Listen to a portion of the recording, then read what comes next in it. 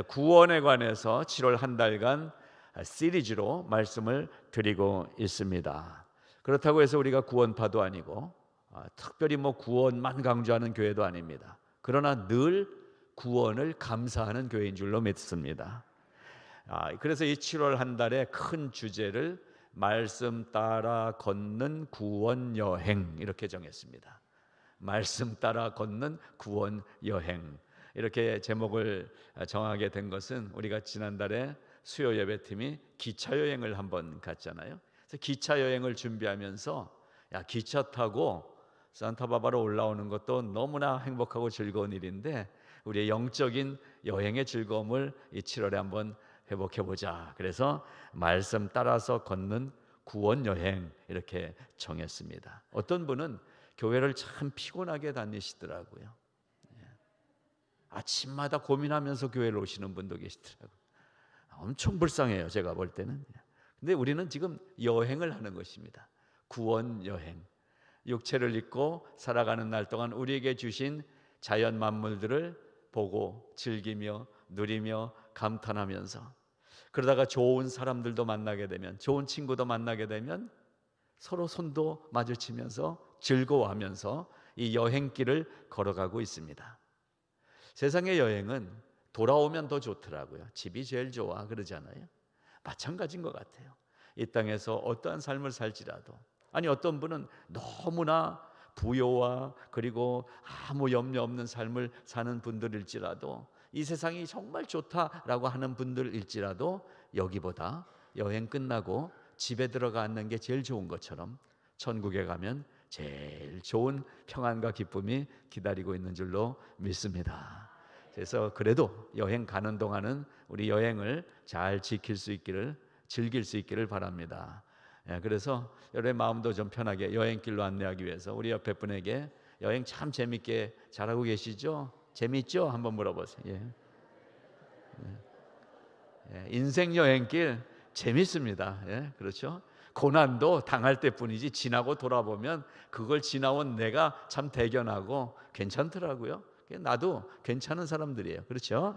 자, 우리 그런 마음으로 오늘 이 말씀을 계속 이어갈 텐데요. 이 여행이라고 하는 것은 길게 가는 거죠. 근데 그 길게 가는 그 여행은 언젠가 시작한 시간이 있었어요. 우리가 기차 여행 갈 때 여기서 새벽 기도 마치자마자 차를 타고 유니온역에 올라가서 7시 15분 기차를 탔습니다. 그게 구원의 시작이었어요. 그리고 가는 거예요.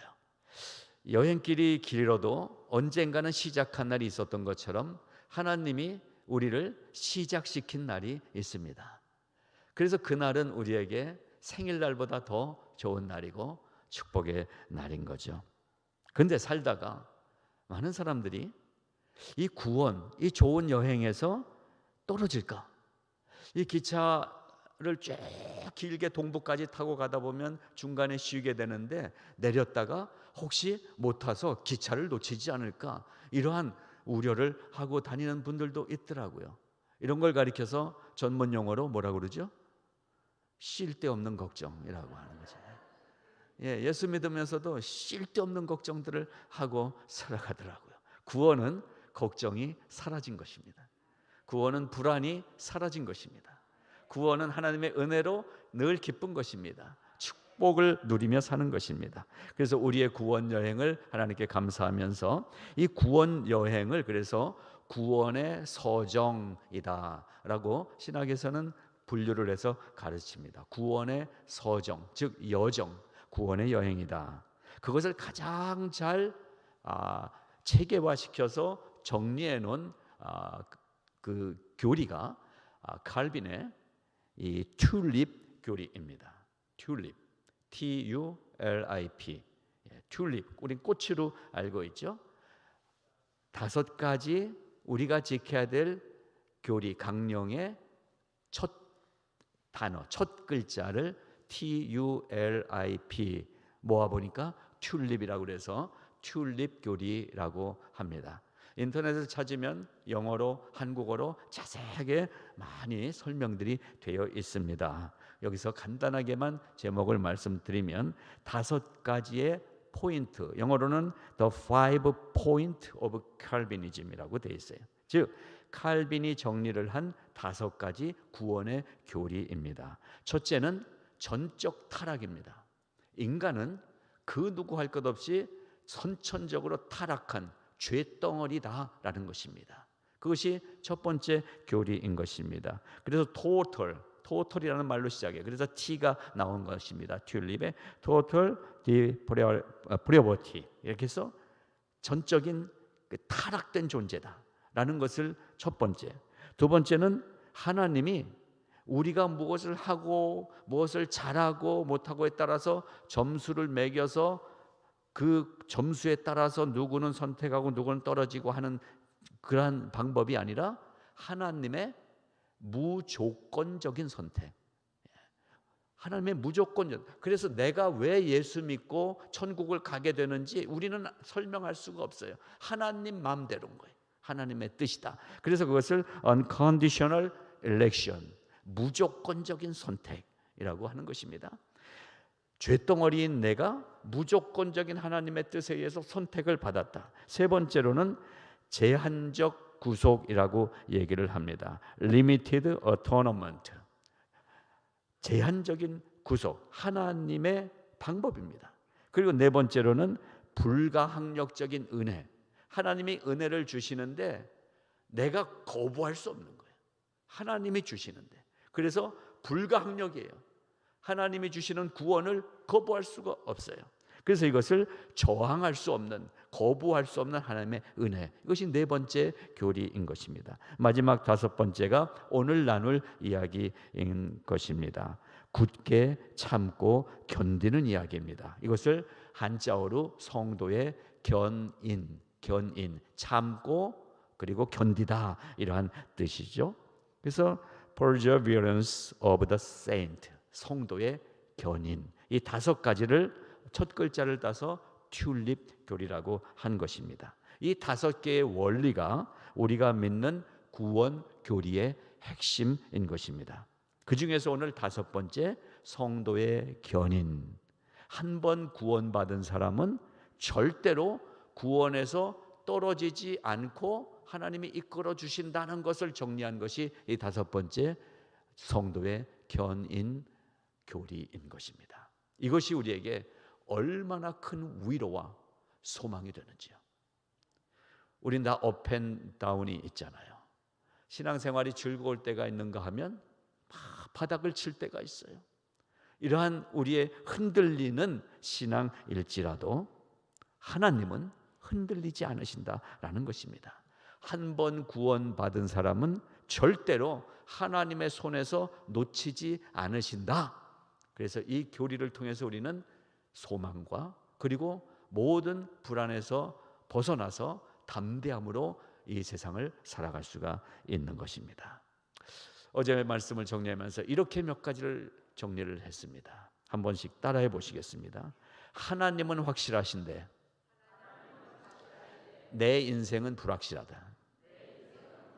하나님은 분명하신데 내 인생은 희미합니다.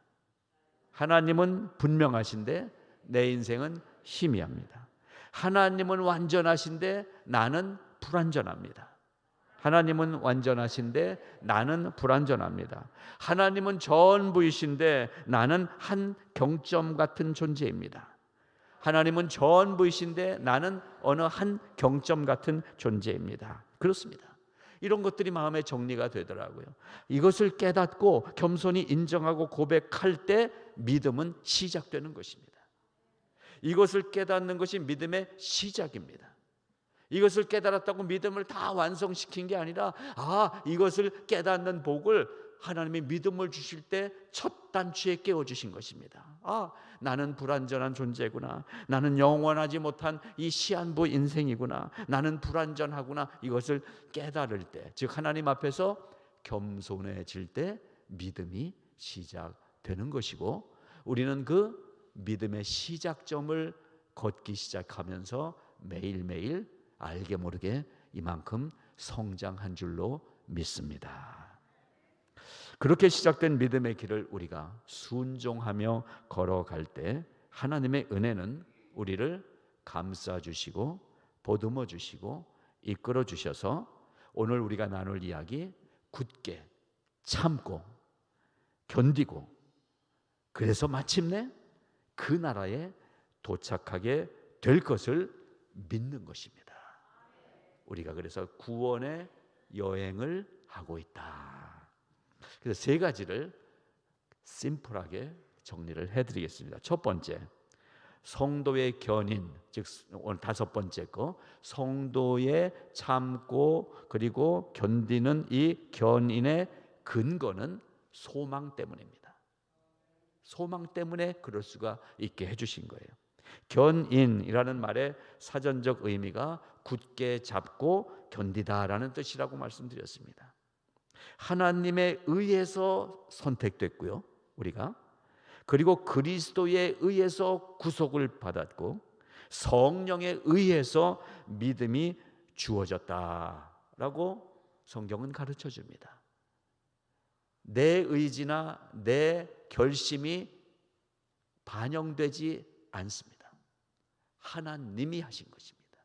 하나님이 나를 선택해서 선택을 하셨고 예정 가운데 선택을 하셨고 그 선택을 구원으로 이루시기 위해서 예수 그리스도께서 이 땅에 오셔서 나를 구속해 주시고 그리고 나서 여행을 잘 할 수 있도록 성령께서 날마다 우리에게 힘과 용기와 기쁨과 소망을 주시면서 구원 여행이 진행되고 있는 것이라는 말씀입니다.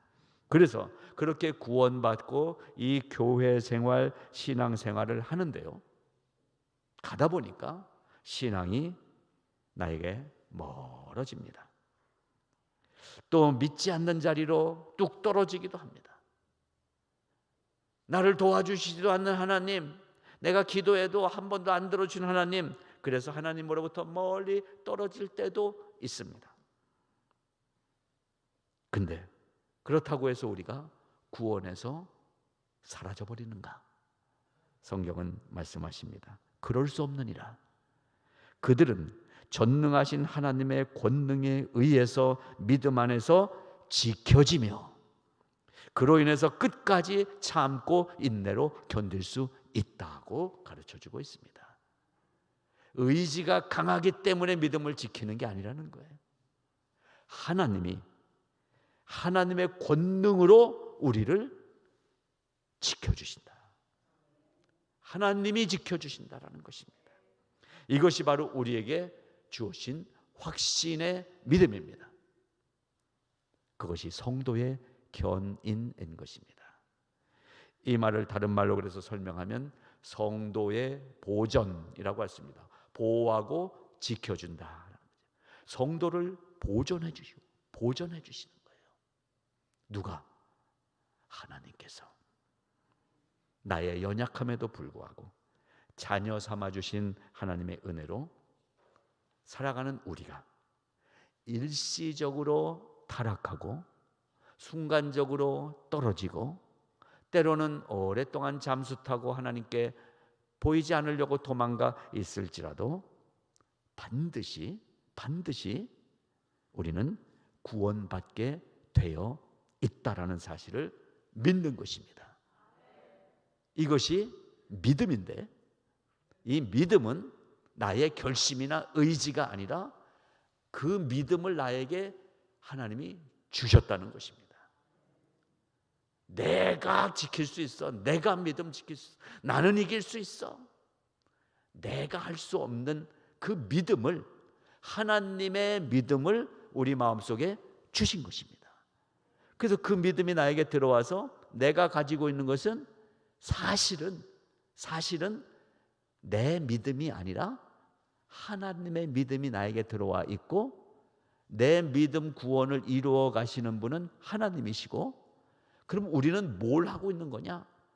하나님의 믿음에 순종하고 살아가는 것을 우리가 일반적으로 믿음 좋다라고 얘기하는 것입니다. 그러니까 누가 여러분에게 아우 믿음 너무 좋으세요 그러면은 괜히 겸손한 척 아니에요 이러지 마세요. 하나님을 무시하는 거예요. 그러면 믿음 좋다고 얘기하는 것은 내 안에 있는 하나님의 믿음이 귀한 거예요. 그러니까 누가 믿음 좋다고 얘기하면 감사합니다 해야 돼요. 그리고 뭐 해야 돼요? 더 많이 순종해야 되는 거예요. 요 관계를 잘 아셔야 됩니다. 괜히 겸손한 척, 제가 아직 믿음이 좀 약해서요. 하나님을 무시하지 마세요. 여러분은 대단한 믿음을 지금 갖고 계신 거예요. 여러분의 성격으로, 여러분의 그 지금까지 살아온 삶의 배경으로, 여러분이 갖고 있는 의지로 이 정도 이렇게 갖추고 교회 나올 수 있을 것 같아요? 하나님이 우리의 믿음 안에서, 우리 안에서 믿음으로 역사해 주고 계시다는 거예요. 언제? 오늘 아침도. 제가 밝히진 않지만 딱 보면은 어느 분이 아침에 어떻게 오셨는지 대충 짐작은 돼요. 아까 주차장에 내릴 때까지 부부싸움 한 가정도 혹시 있나 모르겠어요. 그러나 그럼에도 불구하고 하나님은 순종을 우리에게 허락하셔서 하나님의 믿음에 순종하며 살게 하십니다. 자, 그러면 견인, 굳게 참고 견딘다라는 이 말은 뭐냐? 이 말은 아까 말씀드린 대로 소망이 근거가 되는 설명인 것입니다. 절망이 사탄의 무기라면, 그래서 사탄은 이 절망을 우리에게 계속적으로 사용해요. 절망의 창으로 찔러요. 절망의 그물을 씌워요. 절망의 구덩이에 빠뜨려요. 그래서 살면서 절망해요. 그러나 절망이 사탄의 무기라면 하나님의 무기는 소망입니다. 여러분, 사탄이 이깁니까? 하나님이 이깁니까? 하나님이 이기는 싸움이에요. 그러니까 내가 때로 절망할지라도 나는 절망에 빠질 수 없는 존재인 거예요. 하나님이 붙들고 계시기 때문에 하나님의 소망이 절망을 이기는 거예요. 생명의 성령의 법과 죄와 사망의 법이 내 안에서 싸울지라도 생명의 성령의 법이 승리하게 돼 있는 거예요. 하나님이 우리에게 주시는 이 영적 무기 소망이 견딜 수 있는, 지킬 수 있는 힘이라는 사실을 첫 번째로 기억합니다. 자, 그러면 그 소망, 두 번째로 이 소망의 근거는 또 뭐냐? 우리가 견딜 수 있는 근거는 소망이에요. 근데 그 소망의 근거는 뭐냐? 어떻게 소망을 가질 수가 있느냐? 소망의 근거는 하나님의 말씀입니다. 이 말씀입니다. 그 영적 무기인 소망은 하나님의 말씀을 통해서만 가질 수가 있습니다. 그래서 오늘 이 빌립보서 1장 말씀을 보십시오. 5절 6절 너희가 첫날부터 이제까지 복음을 위한 일에 참여하고 있기 때문에 너희 안에서 착한 일을 시작하신 이가 그리스도 예수의 날까지 이루실 줄을 우리는 확신하노라 그러고 있어요. 하나님은 우리 안에서 이렇게 하나님의 착한 일을 진행하고 계시다라는 말씀인 것입니다. 그런데요, 이 말 처음부터 쭉 진행되는 것을 보면 예정과 하나님의 택하심을 가르쳐주고 있어요. 어떻게 우리를 예정하셨느냐? 하나님의 기쁘신 뜻대로 예정하신 구원이라는 거예요. 내가 구원받은 것은 내 기쁨보다 훨씬 크신 나를 구원하시는 하나님의 기쁨 때문에 이루어진 일이에요. 내가 예수 믿게 된 게 하나님의 기쁨이라는 거예요. 구원받은 게 하나님의 기쁨이라는 거예요. 택하다, 또 예정하다, 이 말은 원어로 한번 보게 되면요, 택하다라는 단어는 엑셀렉사토라는 단어예요. 이 단어의 뜻은 많은 것 중에 하나를 선택하다라는 의미를 갖고 있어요. 많은 것 중에 하나를 선택하는 게 택하는 거예요. 초이스하는 거예요. 고르는 거예요. 그런데 예정이라는 말은 뭐냐면 프로오리사스라는 단어예요. 프로라는 말이 들어가면 알죠? 앞에라는 전치사 단어예요. 즉 시간적 의미를 갖고 있는 게 예정이에요. 택함은 지금 이 현장에서 고르는 거고, 예정은 시간적으로 맨 앞에 정하는 게 예정이에요. 그러니까 우리를 구원하셨는데 언제 내 구원이 결정됐느냐? 예정, 이 단어가 얘기해 주잖아요. 프로오리사스, 프로, 그 모든 것보다 맨 앞에, 태초 이전에. 그래서 바울은 창세 이전에 모태의 내가 조성되기 전에 하나님이 택하셨다라고 성경은 기록하고 있잖아요. 그러니까 여러분, 해가 먼저예요? 내 생일이 먼저예요? 예, 답이 있잖아요, 금방. 그러니까 뭐 양력, 음력 우리 계산하기 복잡하잖아요. 그러니까 그냥 그거 생각하지 말고 내가 먼저다라고 생각하시면 돼요. 그러니까 좋은 의미로 매일매일이 내 생일인 거예요. 예, 오늘 아침 해가 뜨기 전에 내가 먼저 있는 거예요. 놀랍지 않습니까? 이것이 하나님의 예정하심의 택하심의 구원이라는 말씀인 것입니다. 하나님께서 먼저 선택하셨다는 거예요. 그래서 창세 전에 그리스도 안에서 우리를 택하셨다라는 것입니다. 창세 전에, 이 세상을 만들기 전에, 해나 달 천체와 지구의 운행과 하늘과 바다와 그리고 온갖 새들과 짐승들이 만들어지기 전에 먼저 하나님이 인간인 나를 창조를, 구원을 예정하고 계셨다라는 것입니다.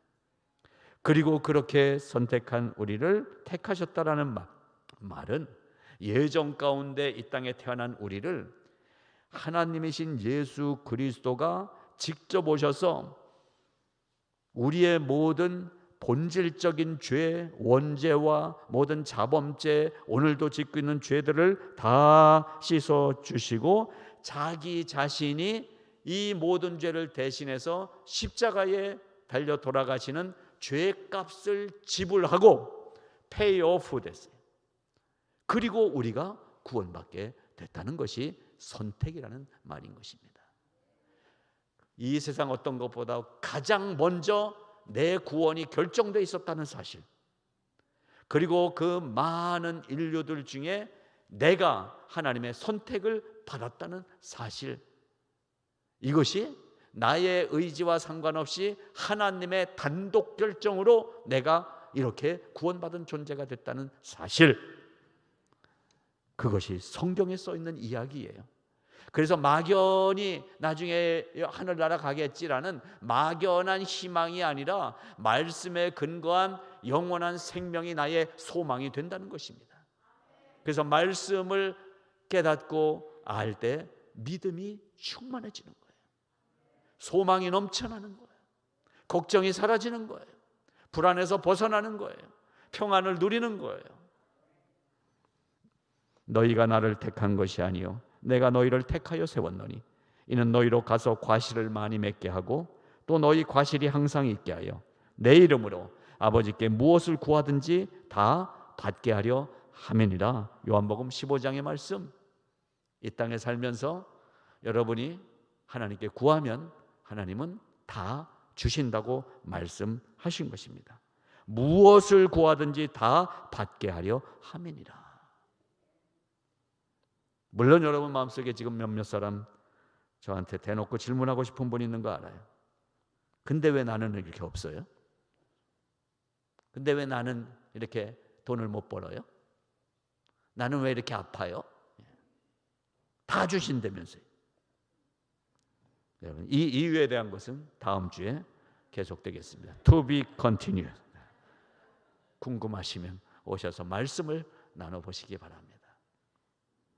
이렇게 말씀이 우리를 보존해 주신다는 확신을 주시기 때문에 이 하나님의 말씀이 내가 가지는 소망의 근거가 된다는 것입니다.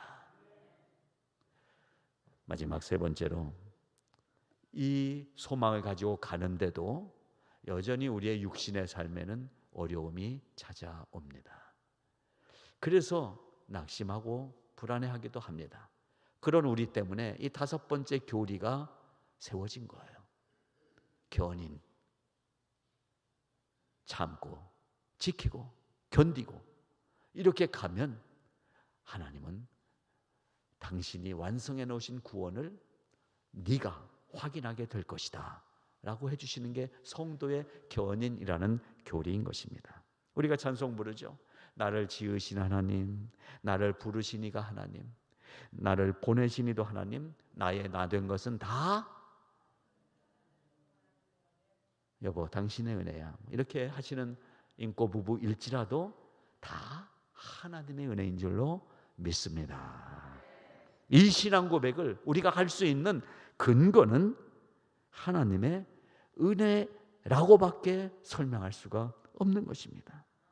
그래서 이 찬송 가사가 후반부에 이렇게 얘기하잖아요. 내 삶을 애워싸는 이 하나님의 은혜, 그 무엇으로도 갚을 길 없는 은혜, 그 은혜를 받았기 때문에 주저함 없이 우리에게 허락하신 땅을 밟으며 갈 수 있는 은혜, 그 길에 서 있는 우리를 붙들어 주시는 은혜, 이 은혜를 하나님의 은혜라는 찬양이 잘 설명해 주고 있습니다. 그러면 우리는 어떻게 살아가야 될까요?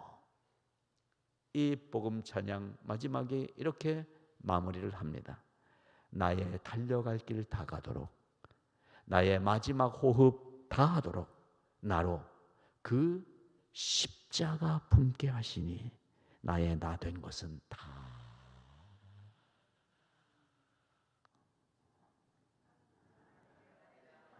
아직 안 끝났어요. 다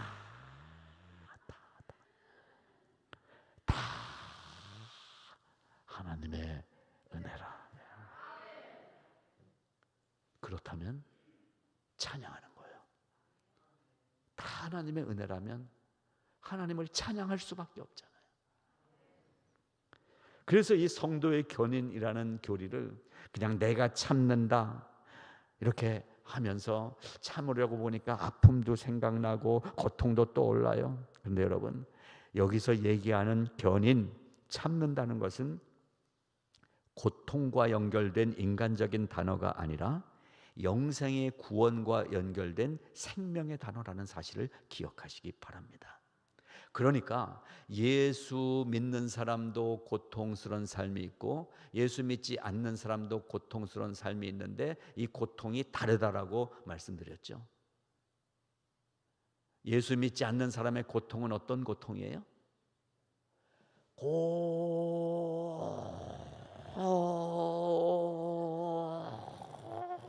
고통이에요. 예수 믿어도 고통이 오잖아요. 예수 믿는 사람의 고통은 여기서 시작이에요. 고통. 여러분, 이 놀라운 은혜가 우리에게 있는데 참 믿을까 말까, 마치 뭐 유세 떨듯이 내가 교회 나가줄까 말까 이러면서 여전히 고통스러운 인생을 살더라고요. 근데 우리는 무슨 은혜를 하나님이 우리에게도 주셔서 고통이 올지라도 잠시 겪고 지나가게 하시는가? 여러분, 고통이라는 말이 있다고 다 같은 고통이 아니더라는 것입니다. 그래서 이 찬송을 우리가 부르는 거예요. 환난과 핍박 중에도 성도는 신앙 지켰네. 이 신앙 생각할 때에 기쁨이 충만하도다. 찬송 부르잖아요. 여러분, 국어는 앞에 주어와 서술어, 이게 그 중간에 수식어 이런 것들이 있어요. 이런 수식어를 빼고 나면 이 찬송은 어떻게 돼요? 환난과 핍박 중에도 기쁨이 충만하도다. 이게 이 찬송가 가사잖아요. 환난과 핍박 중에도 성도는 신앙 지켰네. 이 신앙 생각할 때 뭐 지키고 생각하고 이건 과정이에요. 결론은 뭐예요? 환난과 핍박 중에도 기쁨이 충만하도다. 이게 우리 인생인 거예요. 이 중간 과정에 빠져가지고 허벅되는 사람들이 있더라고요. 중간 과정 우리는 통과하는 것입니다. 이것이 예수가 없는 사람은 고통인데 우리에게는 그 고통이 잠시 넘어가는 거예요. 환난과 핍박 중에도 통통해 기쁨이 충만하도다. 잠깐 지나가게 되는 것입니다. 2절 가사도 이렇게 고백해요. 옥중에 매인 성도나 신앙은 양심은 자유 얻었네. 몸은 묶여 있어도 자유롭게 산다는 거예요. 몸은 묶여 있어도 자유를 얻는. 우리도 고난받으면 죽어도 영광되도다. 이게 2절 가사예요. 3절 가사 보세요. 성도의 신앙 본받아 아내도 사랑하겠네. 잘못됐네요. 찬송가는 원수도라고 되어 있어요. 예. 성도의 신앙 본받아 아내도 남편도 사랑할 수 있는 이유는 원수도 사랑하는 거니까. 그렇죠? 인자하노노 행실로 이 신앙 전파하리라. 그래서 우리는 예배자가 되고 전도자가 되는 것입니다. 그렇습니다. 인내할 수 있는 근거 이유가 우리의 구원이라면 그 구원 때문에 우리가 취해야 할 행동은 하나님의 은혜의 영광을 노래하는 거예요. 노래하는 거예요. 그래서 오늘 제목 끝까지 인내하는 구원은 바로 주님 다시 오실 때까지 찬송하는 삶을 살라는 메시지로 결론을 내릴 수가 있는 것입니다. 예수 믿으면서 비록 어떤 삶의 고통을 이를 악물고 견디라는, 참아보라 라는 참을인자 세계를 그리라는 얘기가 아니라 재림의 주님을 소망하면서 매일매일 주시는 은혜의 영광을 찬송할 때 넉넉히 이기리라. 넉넉히 이기는 힘을 주시는 하나님을 찬양할 수 있게 된다라는 말씀인 것입니다.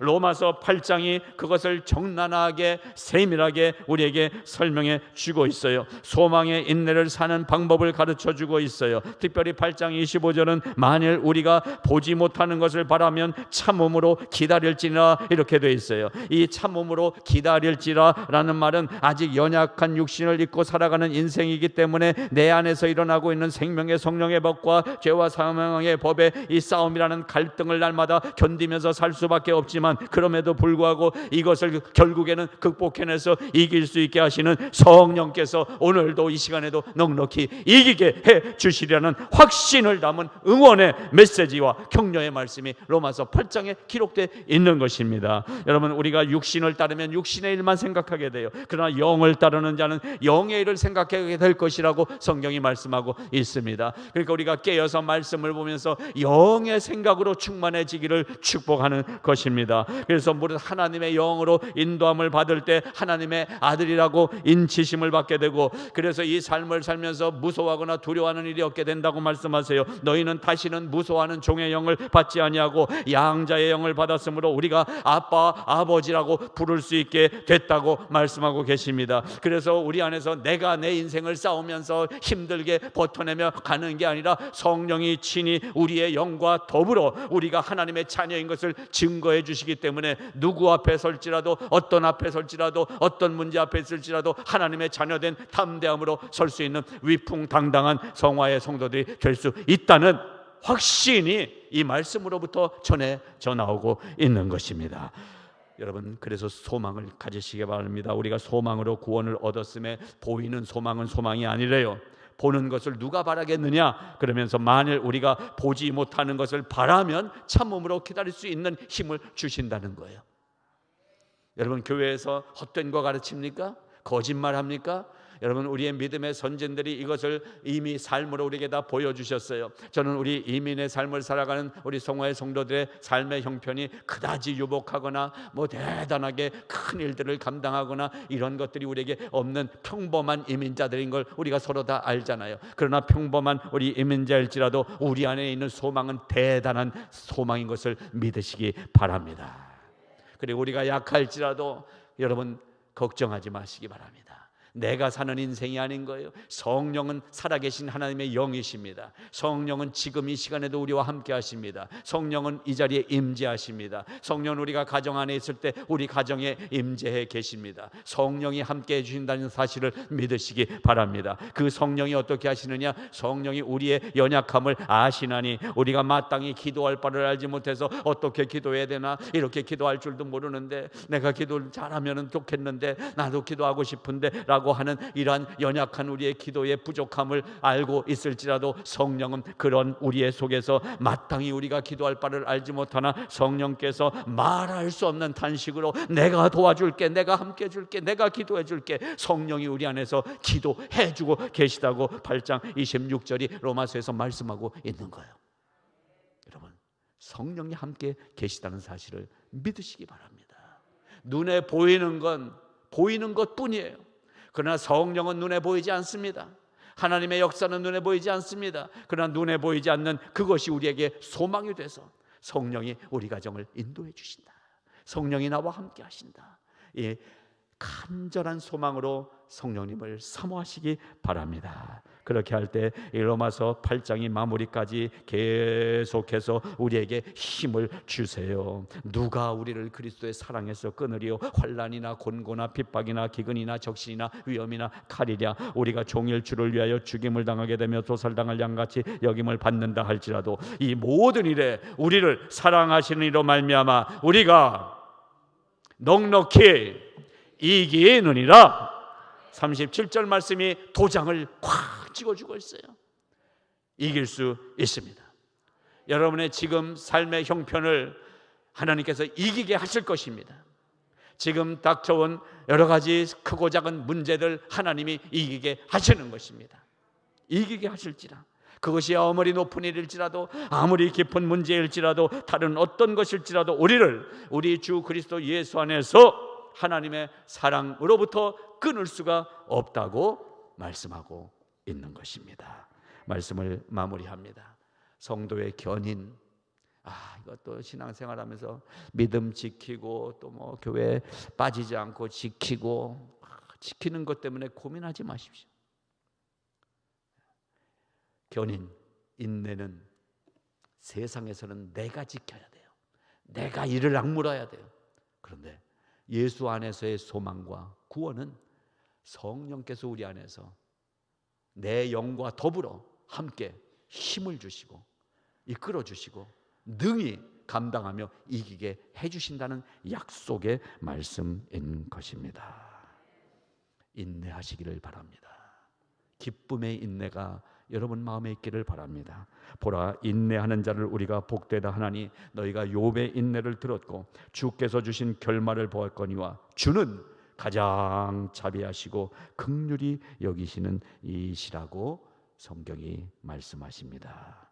연약한 우리를 위해 말할 수 없는 탄식으로 오늘 이 아침에도 친히 간구해 주시는 성령의 도우심을 덧입고 기쁨의 찬양을 함께 부르며 매일매일 살아가는 축복의 한 주간이 열려지게 되기를 간절히 바라면서 축복합니다. 하나님 아버지 감사합니다. 오늘 이 말씀을 통하여 내가 받은 이 구원이 능력의 구원, 완전한 구원인 것을 믿게 하여 주시옵소서. 내 힘으로 버텨내며 살아가는 신앙이 아니라 기쁨으로 이 신앙의 삶을 누리며 살아가게 하여 주시옵소서. 감사드리며 예수님 이름으로 기도드리옵나이다. 아멘. 아멘.